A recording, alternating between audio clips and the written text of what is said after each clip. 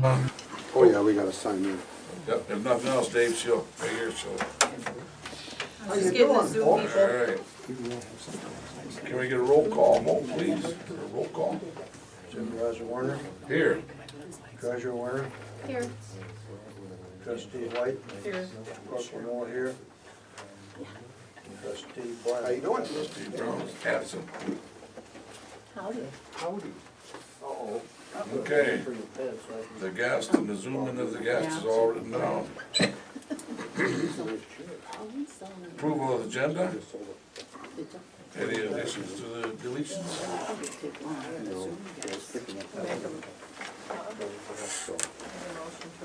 All right, I'll second it.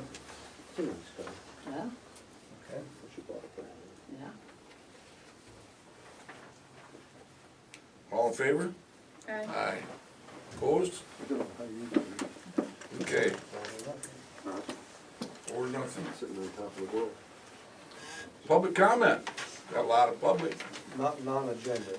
Did you guys wanna throw something out there? Non-agenda. There's also another spot down at the bottom, in case you didn't get an agenda for public comment later in the meeting. I'm curious about the background of the people that are going to be doing the presentation. We'll be doing that in the presentation. This is Part of not the agenda. non-agenda comments. We're Right. now. Okay. For Something the, else in the township that Yep. you want to talk about? No. Nothing? no? No. Thank you for the great job y'all are doing. Thank you. Ms. Mayor. Thank you. All right.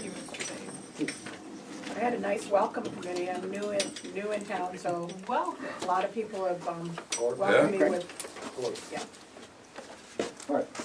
Yeah, sign in. Oh, yeah. Here, sorry. Trying to get everybody. While you're that way? All right. On to new business, daily hunt contract. Nothing yet? No, I want to table that. So Okay. 27th. Table and that? They want you to sit up there, I think. No, they don't. Yes, they do. What?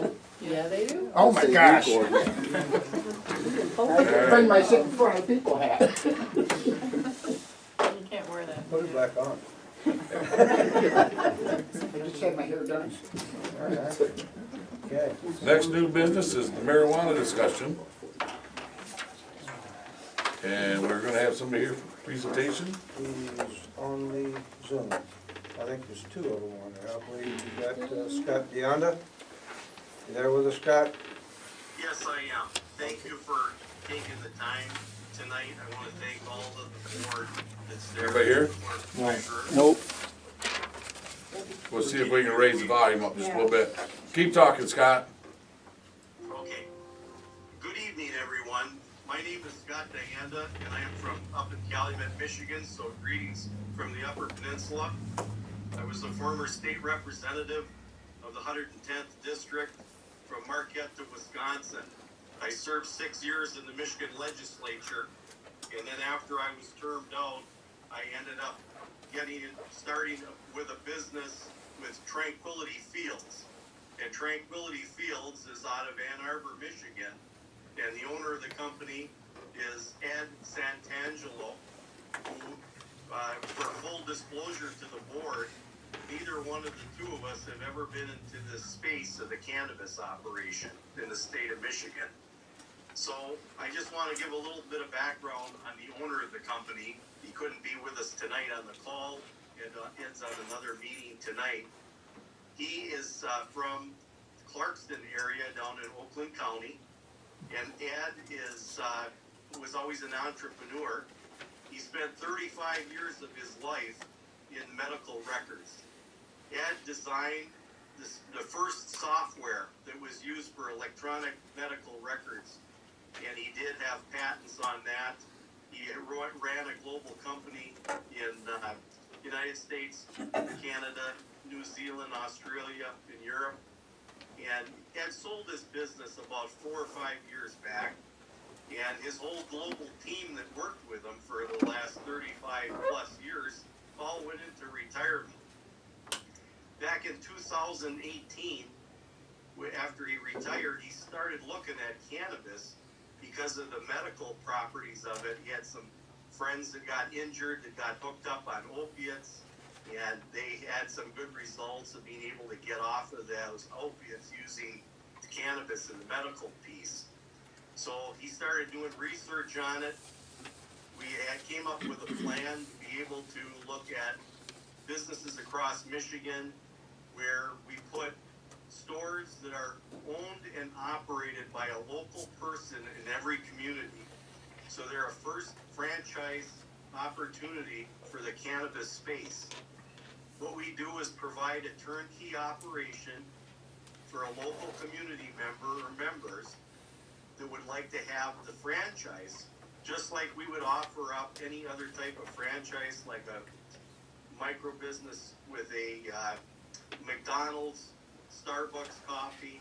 So that's the model that we built.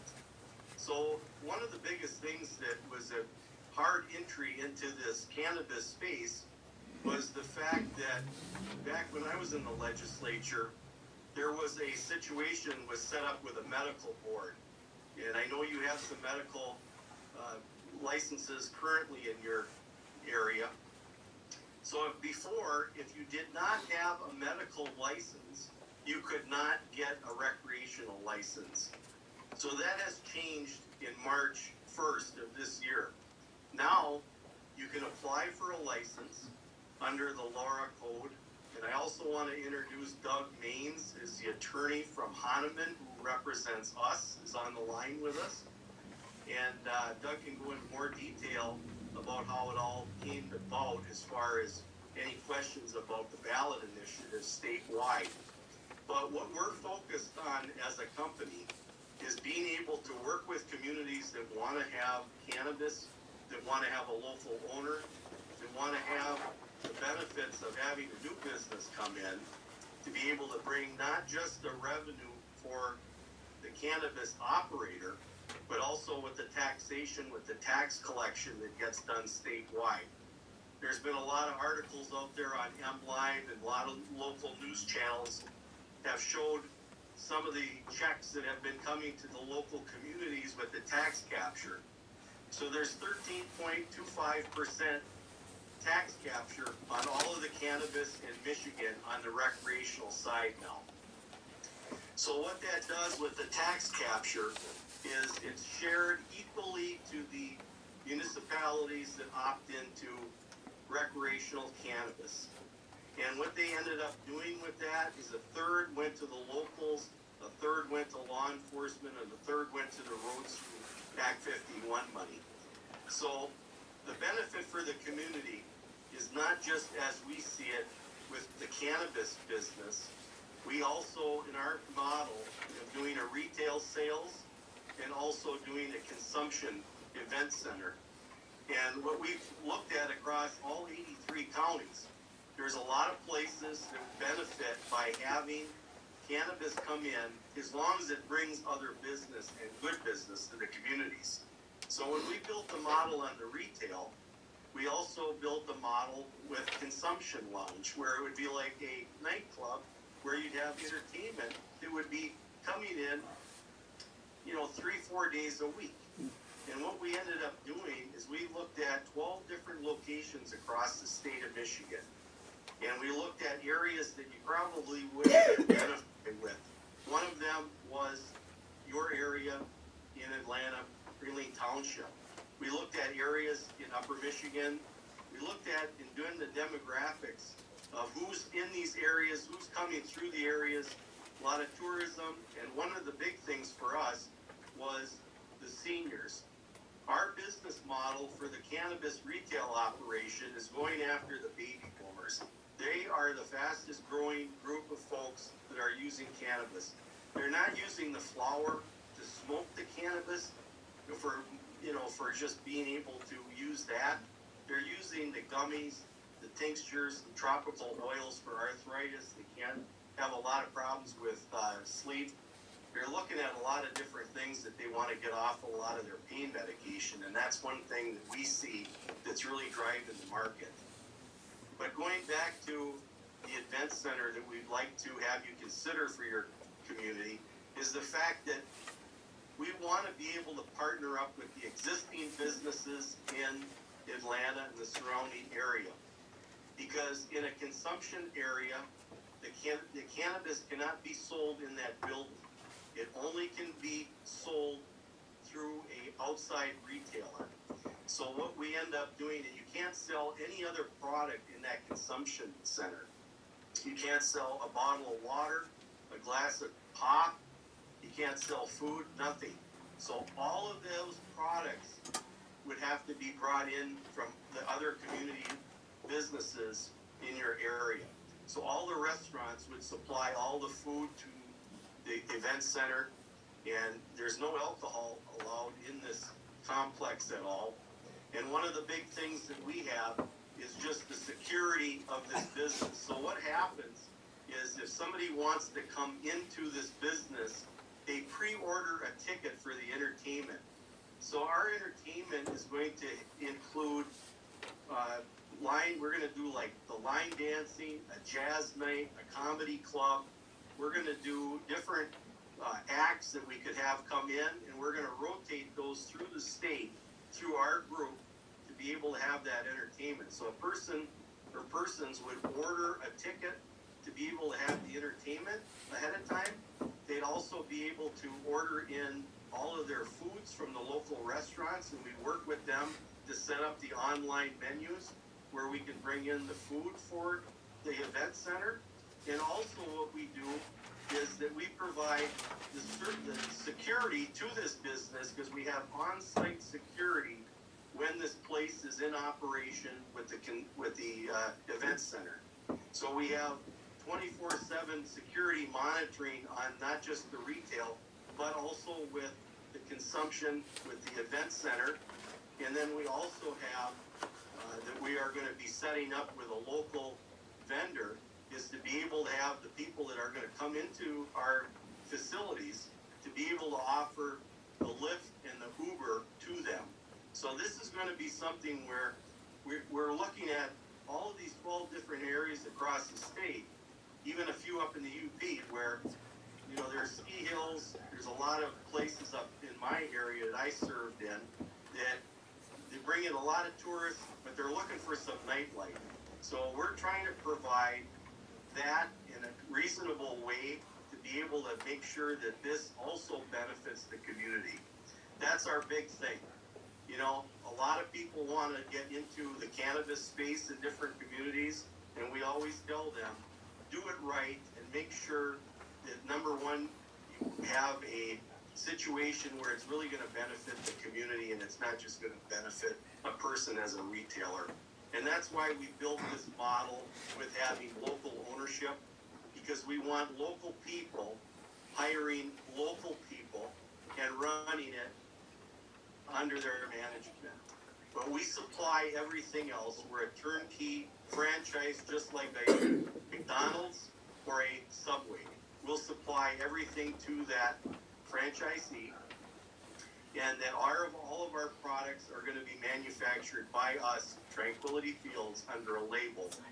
And one of the big things with Ed being in the technology world, we built a algorithm through software to identify all the cannabis users in the state of Michigan, where they live, where they go, where they travel, where they vacation.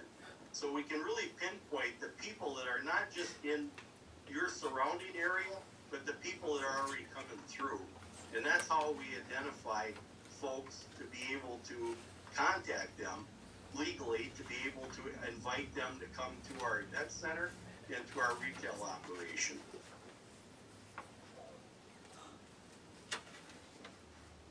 Very good. I thank you, folks. I didn't want to be too long-winded, but I just wanted to give you the ABCs of it. And like I say, full disclosure, if you would have told me 4 years ago that I would be talking to you folks about cannabis, I would have laughed, and I really had a good chuckle about it. So I appreciate your time. I also have Doug Baines, the attorney, if there was any questions for him. Okay. Does anyone have any questions of these two gentlemen? Yes, Larry. First of all, could you spell the names of the people, because I didn't get the last names. It's Doug Maines, Mange, M-A-I-N-S, and Scott Dianda, D-I-A-N-D-A. I've got dossiers on these people up here. You and can read do you have a last name for Ed, who's not available? Yeah, I can't. Schmidt. Want to spell his name, Dick? Yes, it's San, S-A-N-T-E-N-A-G-L-E-O.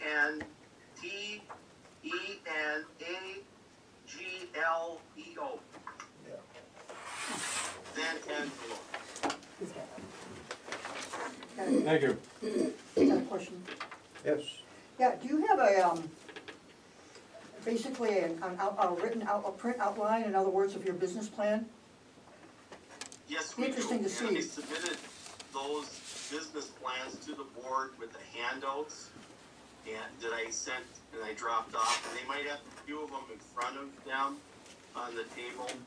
And one of the big things that we wanted to let people know is that when we built this model, we've got people that ran a global company that were never also into cannabis. So we pretty much built this company from the ground up. I mean, we created all of the branding.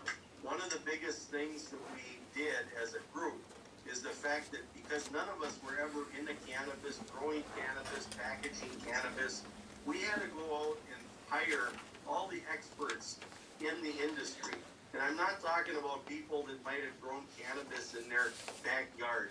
We hired companies that were publicly traded companies like American Cannabis and American Cannabis, and then we also hired a company out of California that ended up doing all of our branding and that for us. So we worked with companies that were publicly traded that have been in business for the last 30 years.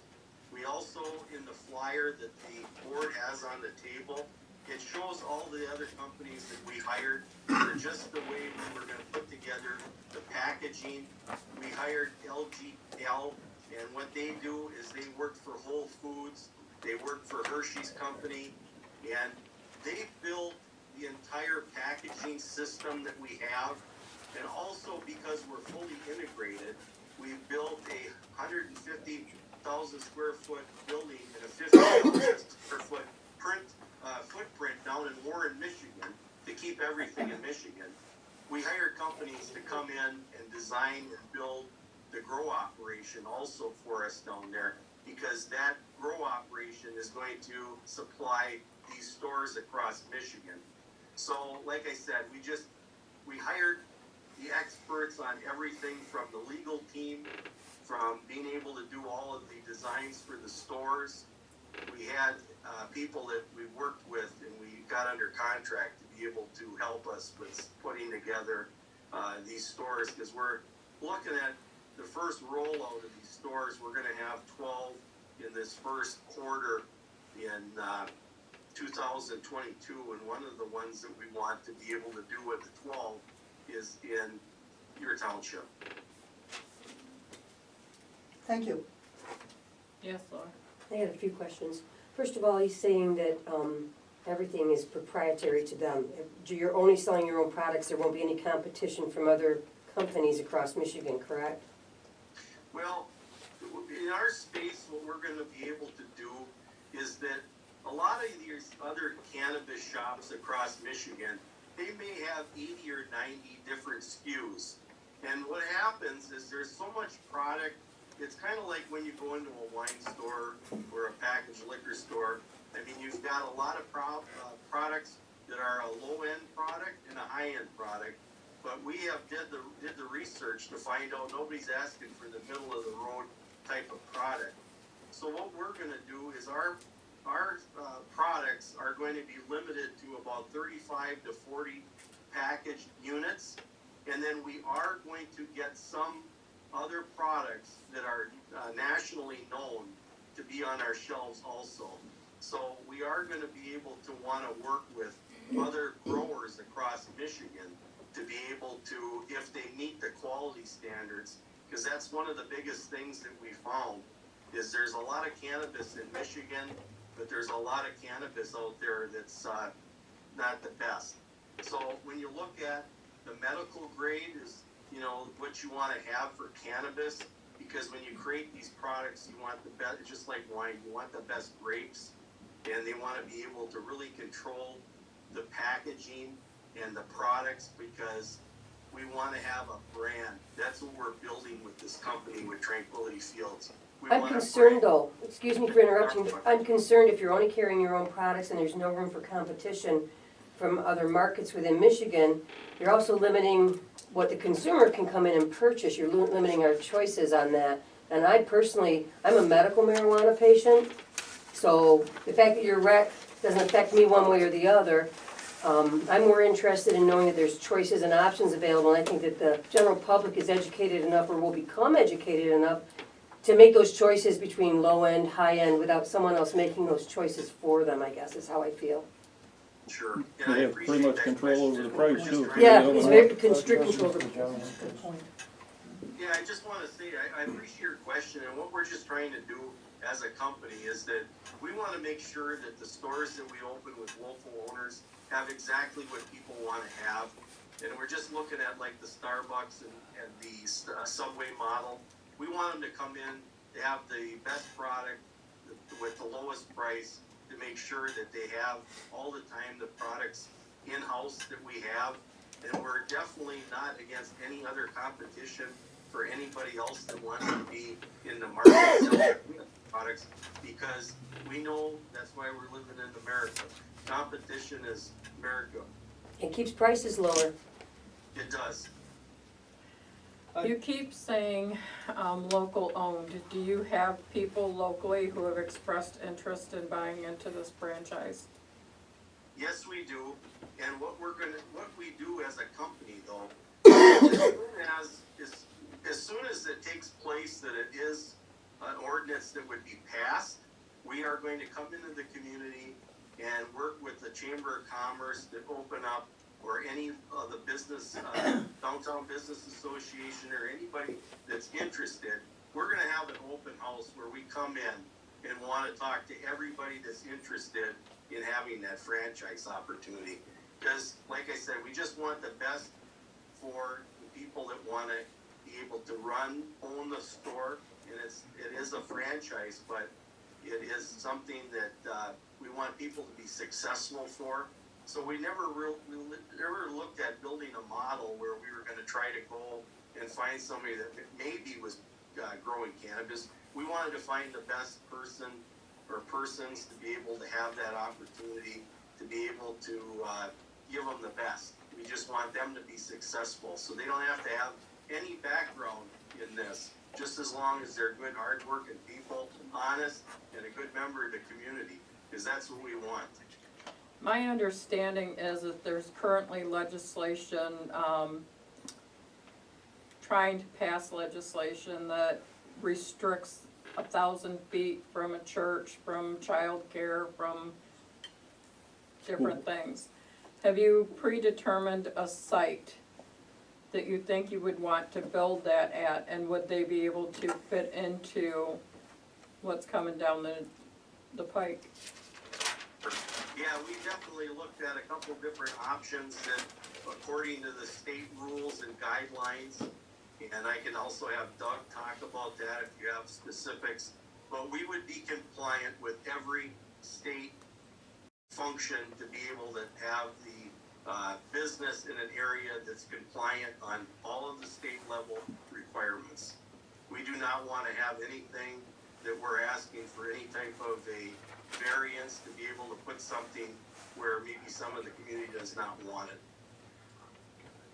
On that same note then, do you have a spot already picked out in this area?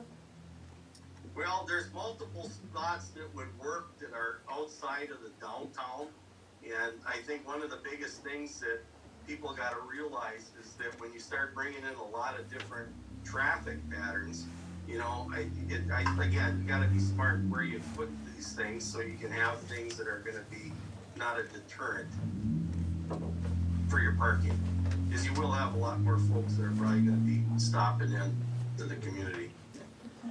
Do you have any offers pending contingent upon the passing of the ordinance? We do have a few places that are under contract currently. On the advertising end, you say you're gonna directly advertise to people to these events. Where are you gonna get that information to advertise directly to those people? Well, I tell you what, I think the thing that works the best is being able to put up some flyers in the community at the restaurants and any type of gathering spots. And I think that would be able to set the stage for being able to have a local meeting put together where we could have a discussion with the community members that would like to have the opportunity. Or the radio. I mean, I'm a fan. I'm up here in Upper Michigan, and we've got many local live radio stations yet, and we would also do that. But I would just think that, to really get a hold of the folks in the community by coming through the community and talking with a lot of the business owners and community leaders, we could find a good list of folks that would like to be able to sit down with us. You had mentioned earlier that you have a program that with the algorithms, you've been able to identify a large majority of the marijuana users in the state of Michigan. Is that a database that you would be tapping into? It's a database that we pretty much, proprietary, the owner of our company designed, built, and has this information. But would you be tapping into it for your advertising? Because I know that there's a lot of people in this community who I don't think would be really thrilled of getting a piece of mail that says, come join us for this, when nobody else in the community knows they're a user. No, we would not. All of the advertisement that we would do under Michigan law, you can't do direct advertisement in publications. You can't advertise in that forum. What happens is that when you get a location that's going to be announced, that it's going to be in an area, people can visit our website and they sign up that way to be able to get, the information from us. We're not sending out direct mail. You cannot, it's illegal to advertise on radio, TV, or publications. You guys cannot even advertise on the building itself, can you? That's correct. I mean, I thought I heard that somewhere, that you can't advertise on the building of what's inside the building. That's correct. And then what we do, and that's why the handout that I left there, that's why the building looks the way it is. Sounds like The they're on the building, dark side. Tranquility Fields, is just something that looks like a bank. It also may look like a coffee shop. That's the appearance that it has. But you're correct, sir. We cannot. And that's also, if you have a more technical legal question too, I have Doug on the line. Doug Means. Okay. Let me catch him in the back. If this facility comes to fruition, are people gonna be consuming cannabis at this facility and then leaving? The people, this is the one thing about the cannabis consumption at a event center. Unlike a bar or a restaurant where we're in dining, you can come in and you can have 4 or 5 cocktails, or maybe 6, depending on your size, your height, and your condition. With the cannabis at an event center can be consumed, but it only can legally be sold in a very small amount, dosage-wise. So everything is controlled. It's not like a bar where you cut somebody off when they're walking off the bar stool and they can't stand up. So yeah, you're gonna go in and smoke and then drive home. And I can also have Doug. Go in and drink and drive home. We'll listen to the gentleman, No, nobody. please. Thank you. Yes, Doug, would you like to weigh in on that as far as the consumption amount? Yeah, so there are limits on this in terms of there will be deliveries directly to the consumption lounge from other licensed facilities. The most that can be delivered is limited by the state. I think it's 2.5 ounces generally. There are rules and requirements at the state level where designated consumption lounges are a little bit unique in that they have to have kind of a plan in place, and they have to have staff undergo training regarding how to notice the signs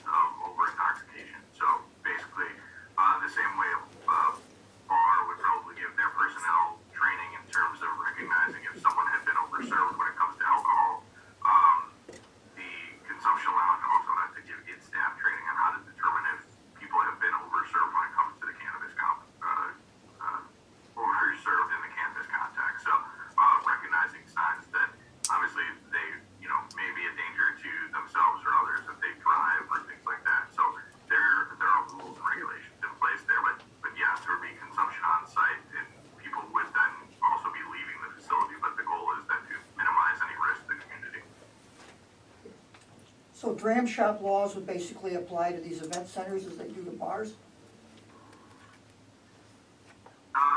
They don't right now, so the legislature just passed legislation within the past several months, kind of creating dram shop equivalent for medical right now, or no, excuse me, just for recreational, so it's a similar dram shop type concept, but it's not kind of the normal dram shop that you would have with the, kind of liquor licensing context. You have a question? Yeah, what is your statistics or your survey or the amount of use for medical and the amount of use for recreational? Because I've seen areas, I've traveled around this state, and I've seen areas where there's a lot of dumbed down of people recreational, and then they don't wanna work, and so then small businesses go out of business, and, I mean, this has been happening before, and I notice that, so my question is, how are you looking at that? I have no problem with people using it for reasons, okay? Cause I used to work in the hospice department, and there was people that used it, and it actually took away their pain. But my concern is the recreational ones. Is it going to bring in a lot of people that are recreational and, to the point where they're using every day and, so.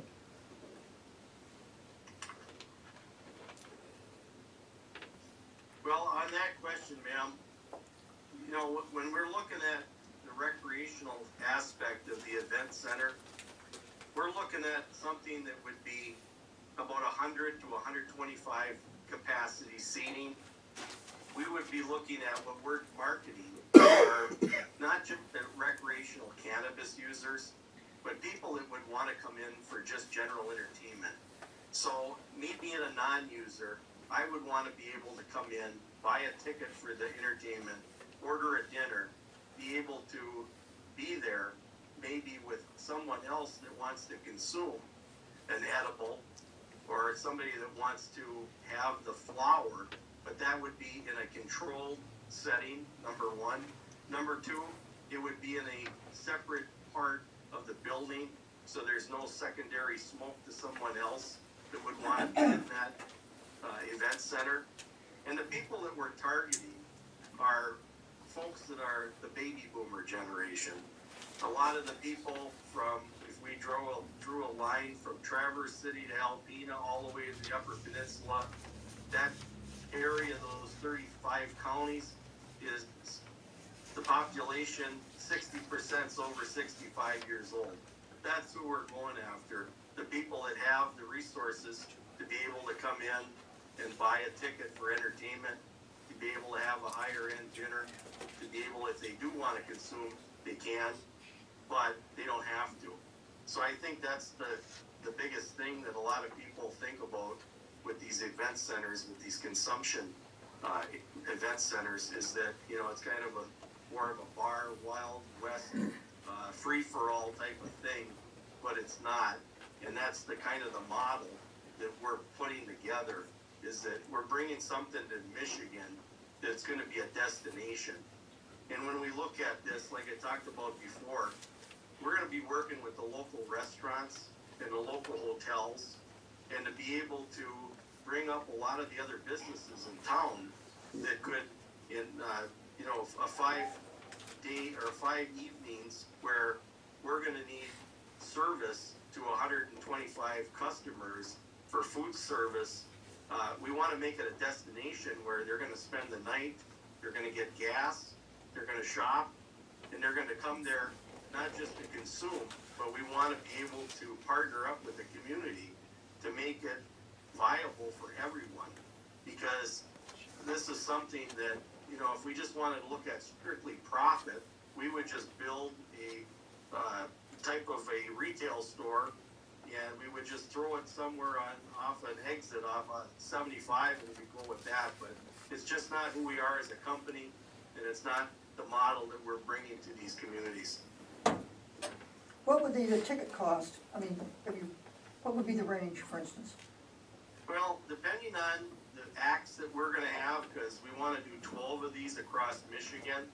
I mean, we're going to have acts that are going to be nationally known folks, So, I mean, the ticket prices could be from a local person for, I should say this, is that we are gonna have local bands and local entertainment. So those ticket prices may be as cheap as $25, and they could be as high as $65 or $75 a ticket, depending on the entertainment. Of course. And then one of the other things that we want to be able to utilize with that event center is we look across all of these areas, especially where I'm from. We've got a lot of places up here that used to do bingo halls. And we're also wanting to be able to utilize that for other event type of situations, not just live entertainment where we could do things for what the community for.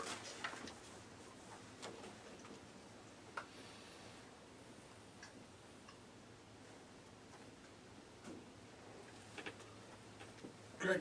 Going back to the revenues from taxes, I didn't quite hear what he was saying. I heard something about 30% according to what I've got from the Taxation of Marijuana Act, Michigan Marijuana Regulation Fund. It's distributed 15% to counties, 15% to municipalities, 35% to the School Aid Fund and Michigan Transportation Fund. Is that correct or not? Doug, I'll let you explain the tax breakdown if you would, and the money that the locals received in this last round or on those partial payments. Do you have any numbers on what the revenue was off of that in like 2020? He's gonna throw them to you. Okay. Got a pen? Go I ahead. need it. Yeah, absolutely. I got it So, right here. I don't have the exact numbers, here in front of me right now, but there's a 10% excise tax that's charged on all adult use cannabis purchases. As Scott mentioned, the bulk of that money goes to the state level, where it goes to roads and the school aid fund. And then the rest of that goes to local governments, both the municipality, specifically where the micro businesses and the retailers are located, and also the county, which those are located. And then it's basically divided up amongst those municipalities based on the number of each of those facilities that they have. So I think the Department of Treasury just released payments for last year a few weeks ago. If I'm recalling correctly, it was $56,000 to the municipalities per retailer or micro business that they had in their jurisdiction. Obviously, that number fluctuates every year based on the number of factors, including the total amount of sales that have occurred, how many licensed facilities there are across the state. So I believe last year that number was closer to like $36,000. But you get a little bit of the range there of kind of what that tax roll could potentially look like. So if it was $36,000, that would go to our county, and then they would take a bite out of it, and then it would come to all the other counties, or just, All the or other all the other townships. townships, or just this township? Sorry, there's two separate buckets there. So the 56,000, let's say the township has one licensed retailer, had one licensed retailer last year as of September 1st. The county, by virtue of that facility being within the county, even though it's in the township, would get 56,000, and then the township itself would get a separate 56,000. So there's two kind of separate revenue streams, one to the county level and one to the municipal level. More people involved is gonna mean less income for each individual, all right? Percentages stay the same as far as distribution, but you have to divide it among more people. Correct, yes. As the industry matures, I think you see more municipalities come online, more stores get licensed. Obviously, that revenue is going to be divvied up amongst a larger number of people, but presumably that'll be somewhat offset by the fact that as more stores come online, the idea would be that, I think sales would at least somewhat increase as people have, more convenient locations that they can go to. So, yes, I would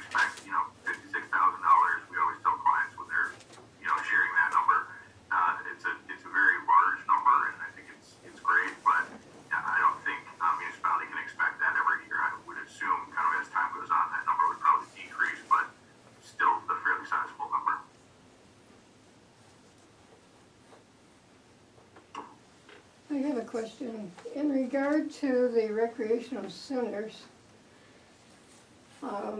there's a certain amount of the cannabis that can be sold at the recreational center, right?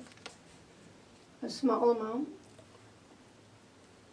Well, as far as the amount that you can buy in Michigan by state law, you can buy 3.5 ounces of product in Michigan in a retail store.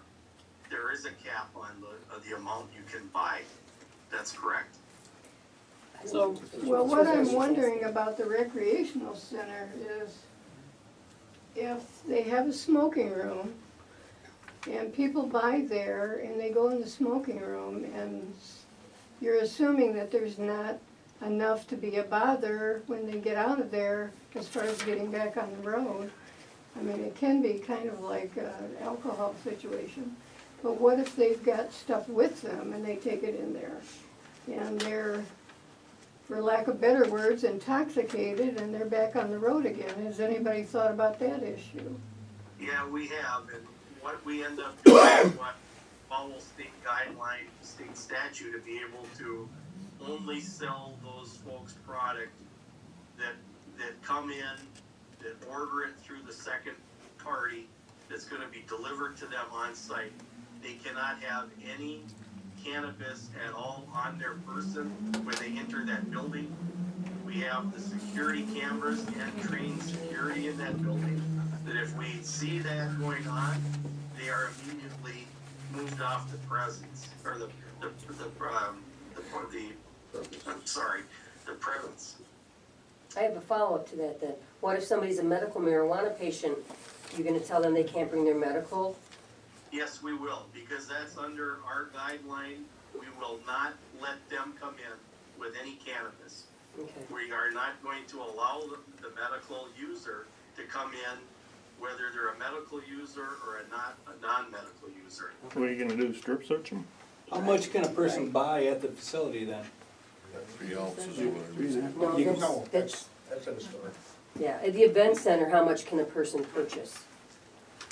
Well, what they're gonna be able to purchase from us is going to be milligrams, where they would be able to take and purchase up to 20 milligrams of cannabis.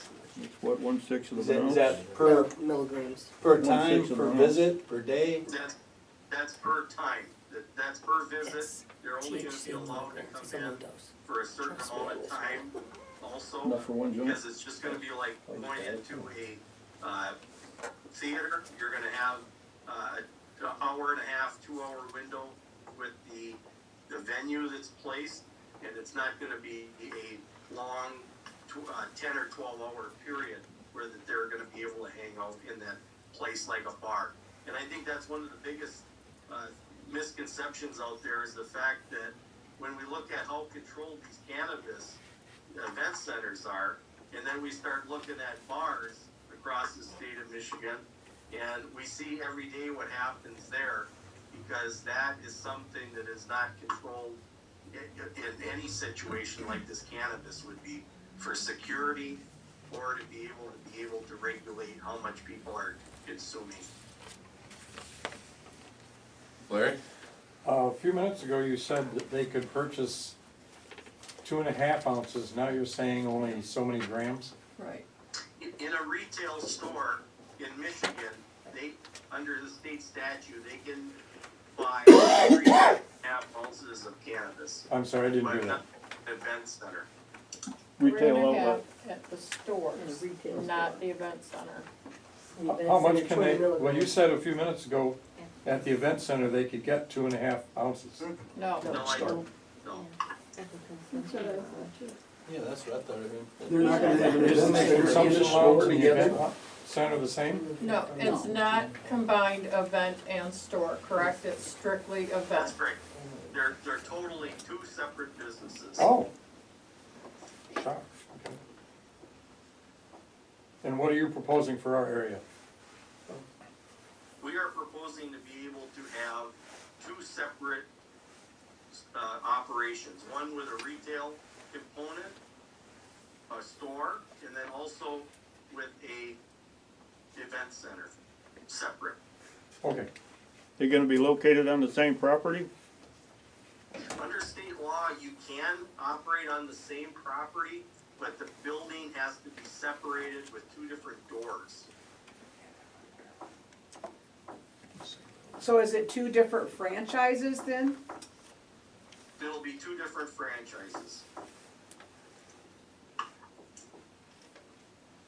How do you address the health benefits to the carcinogens that's in marijuana? Well, I guess that conversation, I would have to say it would be the same as tobacco use. I mean, we would be able to let the consumer know on the packaging, just like with tobacco products, everything is labeled. Surgeon General's warning, is that what you're saying? Yes. So will the retail store and the event center have separate hours? Yes, they would. Yeah, they would have separate hours of operation, and we would go according to what the would set at the local level for the hours and time of operations for the retail and the event center.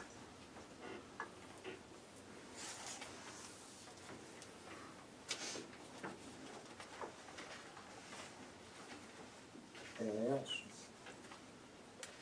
Is there anything set up by the marijuana fund to establish something for people who get cancer from smoking marijuana? I mean, we don't have anything in place as far as that goes. No, we do. I can say we don't. No, just I used to own a party store up in Calumet, and I just never had that either for the store when I sold tobacco. I have one more question.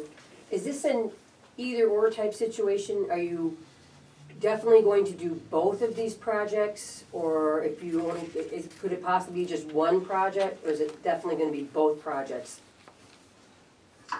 We would do whatever the pleasure of the Township Board is. So you could Like I said, possibly, when we first started, we go to communities that, you know, if they would like to have us come, we're definitely wanting to come and make the investment to be able to be a part of the community.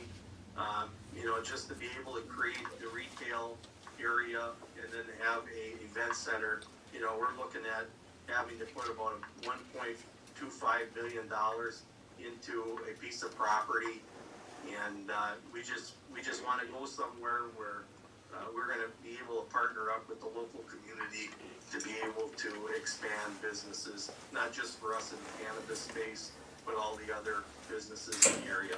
I'm concerned that if you get permission and get a franchisee to do the retail side of this, that the event center may not come to fruition, and then the businesses in town aren't going to necessarily benefit at the level they would with just a retail store as they would from an event center. Well, we definitely would love to have both of them, and we definitely would love to be able to have both of those things operational as quickly as possible. Well, I'd like that too.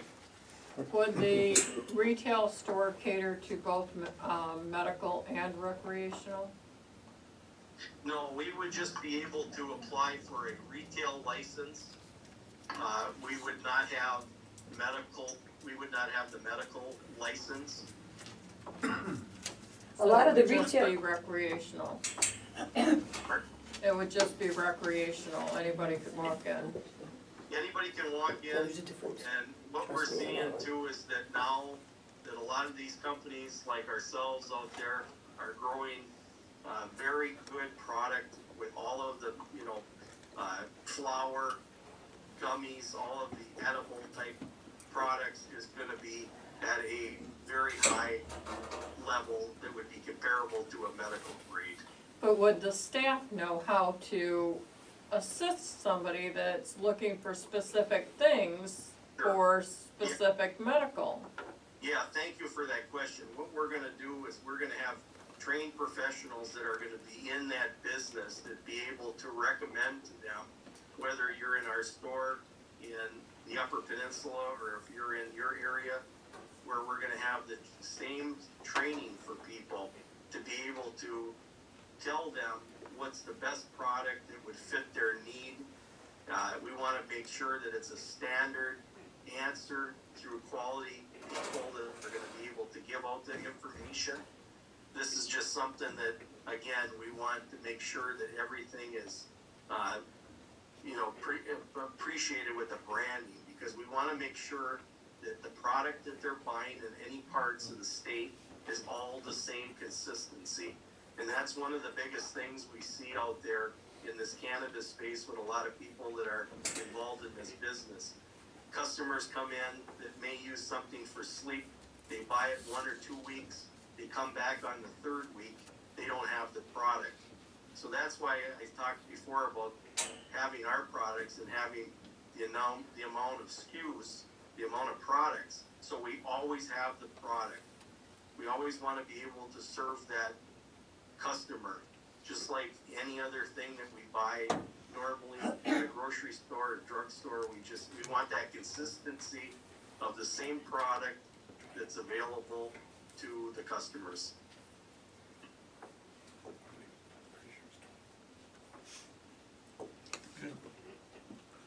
How old you gotta be to go in there, 12?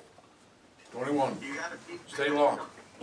You gotta be 21 years of age to enter a retail establishment or the event center.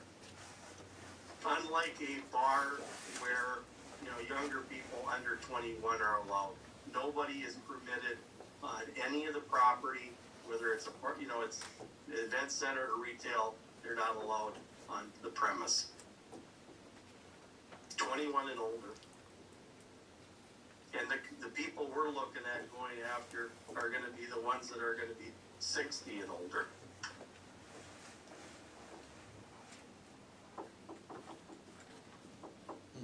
Leaves me out.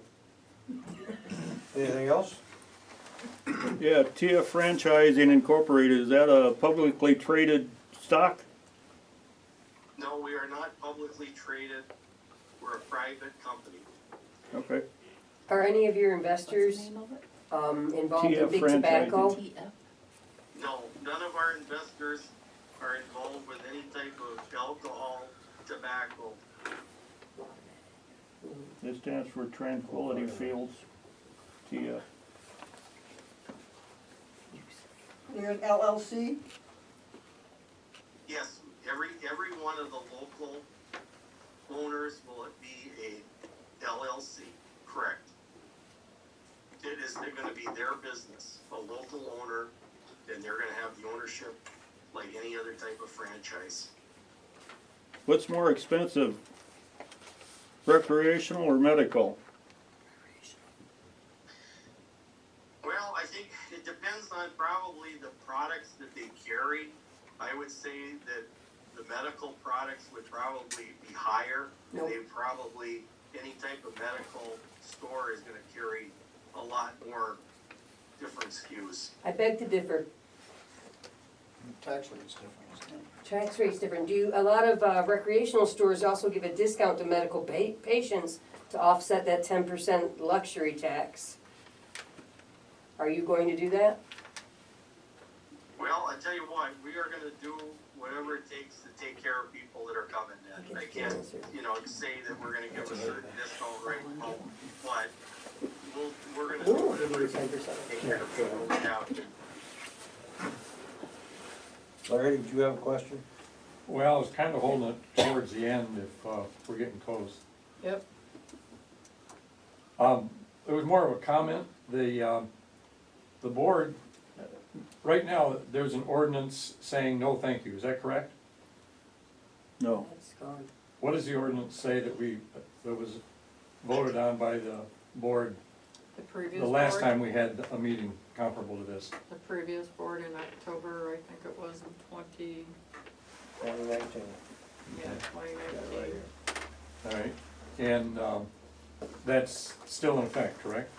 It is.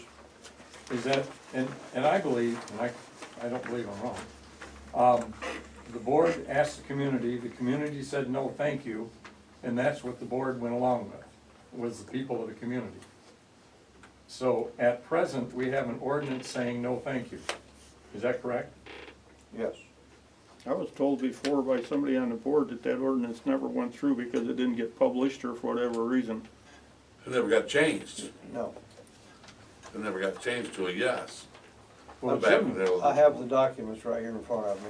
There was So it's a three, standing ordinance. 3 years, one in 17, one in 18, and one in 19 that all took place.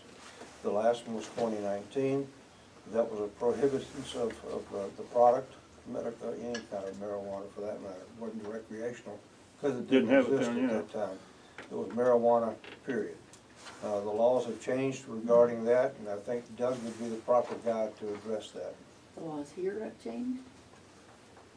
No, I guess my comment wasn't, Michigan laws, my comment was, the Riley Township Board asked the public what they thought, we told them what we thought, and they said, okay, we hear you, no thank you.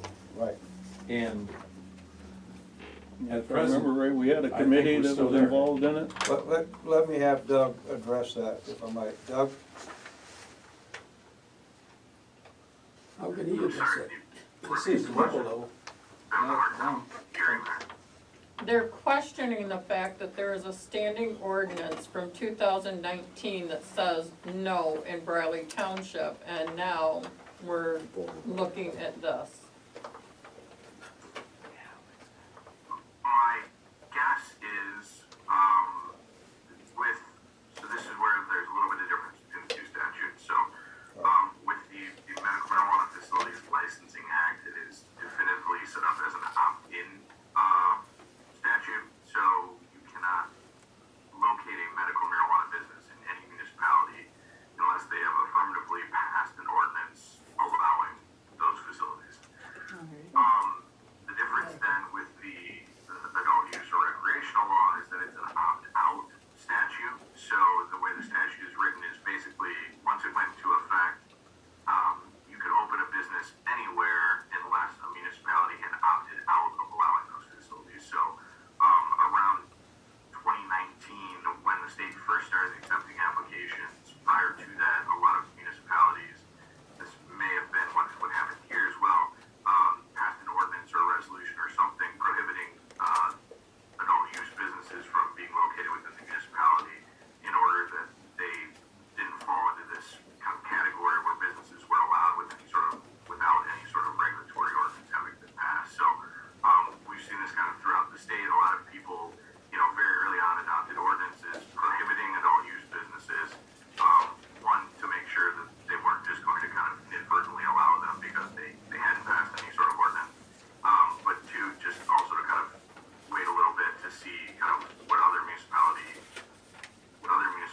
had experienced in terms of allowing those businesses, if there were kind of adverse consequences, if they were becoming public nuisances, what the tax revenues were going to be. So we've seen a lot of municipalities who initially opted out kind of come back at this point and start to reevaluate those decisions based on the landscape as it is now. In other words, they're making up the rule of it. How many, if we do one, how many, is there just one? Or is there two or three? You can answer that question. No. as well. No, It's not up what to is him, the I'm talking about township? other people like him. What He's is an the, attorney. The no, gentleman is speaking. No, it's very gonna be up to loud. the No. board on Question how is many, The board. the regulation not on to how him. many. I The can't question hear is two to the people. board. If you allow him, how many more do we have to allow? I think Doug should still answer that question. Doug, can No, you answer no, that? no, He's not on the board, it's a board decision. He's one of the attorneys involved in this. I gotta tell you also, he is working directly with the township attorney, and they together are working on this How ordinance. many marijuana businesses is the board willing to accept in Briley Township today? According to the law, you No, cannot. it's according to Briley Township. Listen to me. According to the law, you cannot stipulate 2 or 5 or 10. If you do that, you've made a decision for the public, and now you've lopsided things where the individuals that want to come in here can't, and you're gonna have lawsuits all over the place. But you can make a decision as zero, right? How much we could, but Okay. would we? We're because looking the at people this. want you to. So you've already sent the language to the attorney for the ordinance, so you're spending money on that, so you've basically already made the Yeah. decision They to allow have it. their own attorney, and they are paying for it. We're not But- doing but that. We do You're it not to paying protect- for the legal Correct. work on it?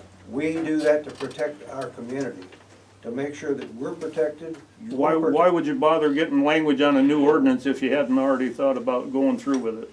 We are Because we're thinking about looking going at, through with it. we're That's why. looking at what is going to be beneficial to the community. And so in order to get the information to make an informed decision, we need to consult attorneys and say, this is what we're looking at, this is what's been proposed, are we gonna follow through on it, what's the legal ramifications of? You have to do that in order to make an informed decision that is best for the community, either yay or nay. Well, I was So told that's before what that we're looking at. this ordinance was sent to the township attorney, not a private attorney. This has been. Did it go to the sent. township Yes, attorney it or not? did. Yes, it did. Yes, So he's paying for the township attorney? no, we are. We are. So And we're doing it here for the again, you're best spending interest taxpayer of money this to create an We ordinance. have to by law. You wouldn't want us to pass an ordinance that was illegal, would you? Yeah, but you need to make a decision, either yes or no, before you I know, spend the I money, agree. spend the money. No, you need to have the informed information. The ordinance make a isn't gonna give you decision. any information like that. The ordinance is either gonna allow it or not allow it. Well, You're spending money and you're going ahead with it, no matter what we say here. But that's not necessarily Craig, we- true, Craig. We need to hear. We haven't gone through with it. No. That's why you're here. Okay. We throwing it out there, invite everybody, let's see what you guys have to say.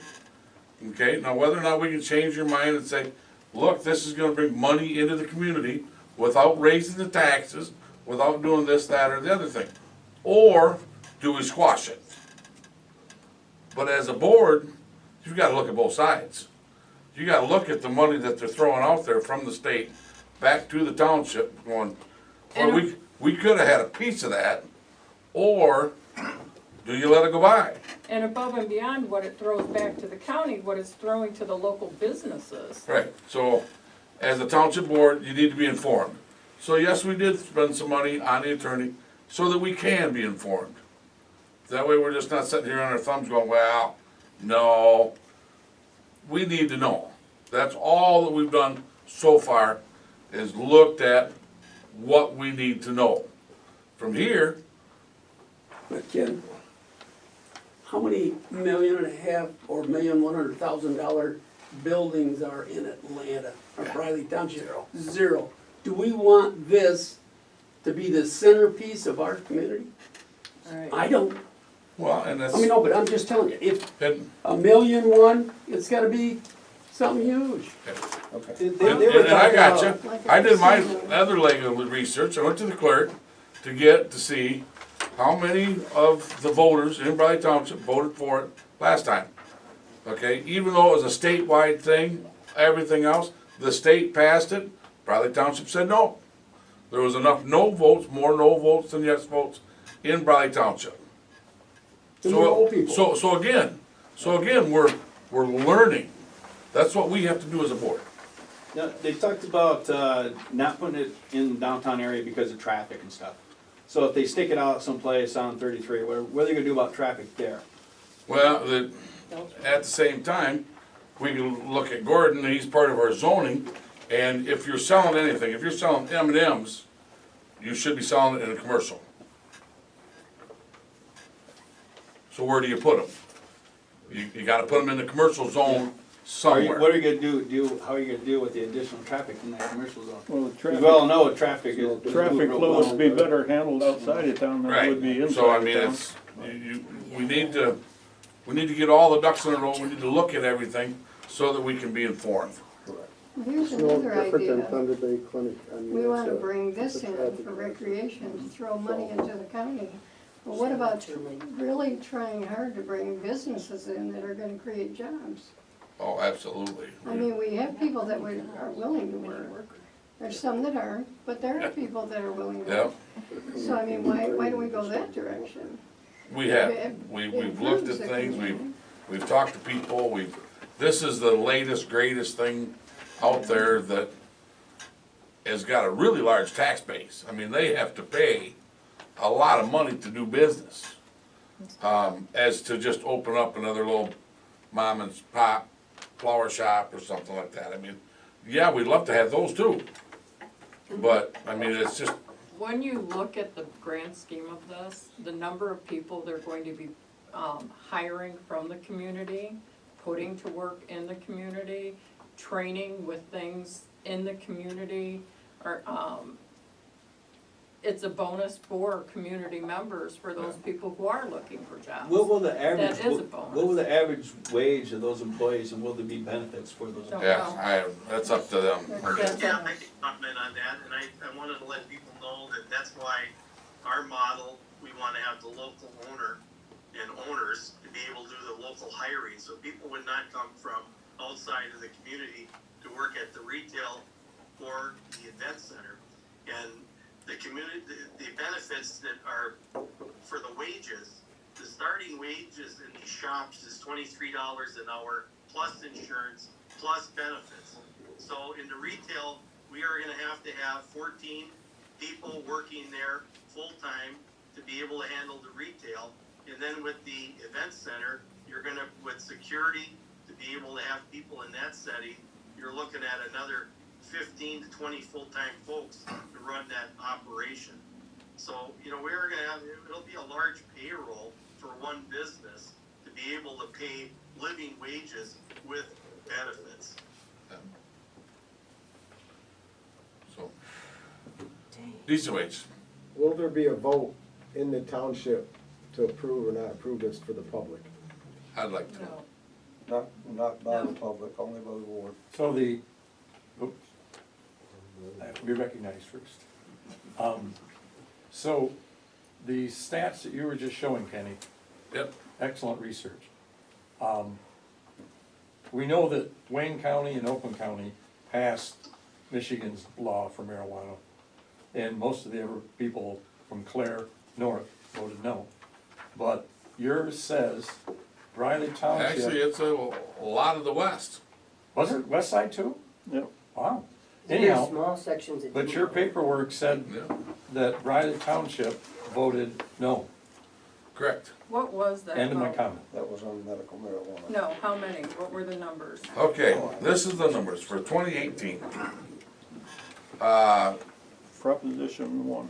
Proposition, well, there's Where's your 18 glasses? slash 1. If you have to know the exact number for Craig, because he does like numbers. Okay. Actually, for this, and I didn't get whether or not it was the May or the August or the November ballot, 1,670 people voted that day. Out of that 1,600, only 900 chose to vote on the marijuana end of it. 400, around 900.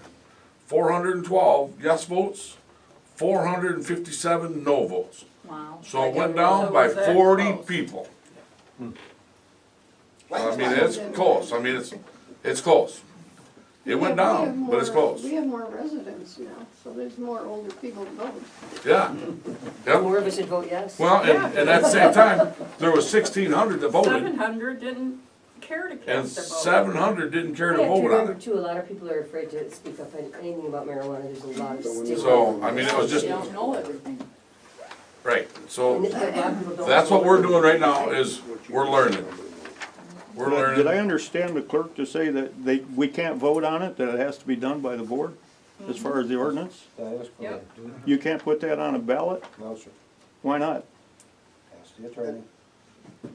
I'm not the attorney. How could the board? Well, they had Proposition A for the whole state, why can't you do it for the Land is township? legal. I'm not a lawyer, neither are you. Would you please, Doug, answer the question? I'm honestly not sure. I know at the state level, you could do a referendum where the board could pass the ordinance and then it could basically not go into effect unless the voters voted for it. I know the legislature did this recently with some of the gas tax hikes a few years ago. I'm not sure that municipalities have that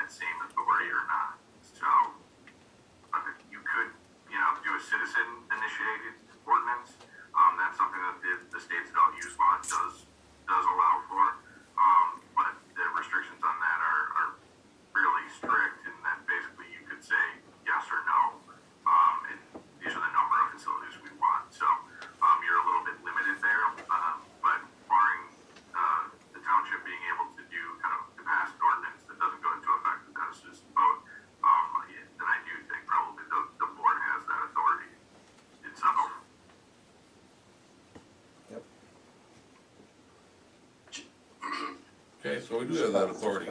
You do have authority to pass it or deny it, but you can also put it on a ballot. Scott wanted to Just one speak on comment that. I'd like to make tonight. Last week, Alpena Township had their meeting, and then I attended on Zoom, where before they opted out of recreational cannabis, and as of last week, they just opted in for recreational. That's one of the places also that we are gonna be working with and applying for a license. Also currently, the city of Gaylord awarded us a license that we're putting a retail facility in that community at about the same or a little bit more of an investment on our part in Gaylord.